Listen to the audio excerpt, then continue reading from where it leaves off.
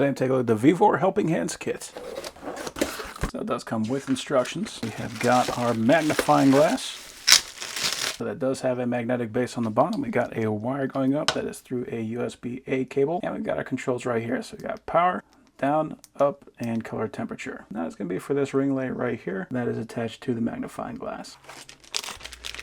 So this actually comes with 6 rubber feet. Usually these things only come with 4. And we've got a bunch of alligator clips with some rubber caps. And that is going to be to help to protect the wires, because if you're doing anything like using hot air or anything like that, the teeth on here can actually bite through the insulation of the wire. And these caps are much thicker and much better than those typical heat shrink covers. So it appears it is threaded on the back. So that will just thread directly onto the back of the arm. We got that nice flexible arm. We got a locking nut here on the back, and we have a nice large magnet here on the bottom. So we got 4 arms, 2 shorts and 2 longs. Nice having that variety, and they even gave us an extra alligator clip. So we got 4 of these guys. These are one of my favorite tools. They got magnetic bottoms on them, and they've got these spots up on the top where you can take your board and you can just kind of press it around the outside. So you can hold that in place, or you can put the mounting holes right here on the top. A very handy tool to have, plus the fact that they are just a low profile means that you can work without having to have your hands up in the air. So if you're like me and you need to have a little bit more balance, these can really help you out. And they really covered this plate entirely with foam.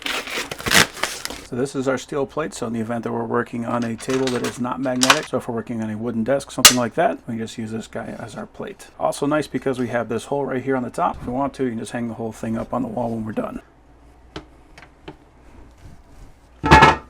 Very nice. So, color temperature, make it darker, make it brighter. Very nice.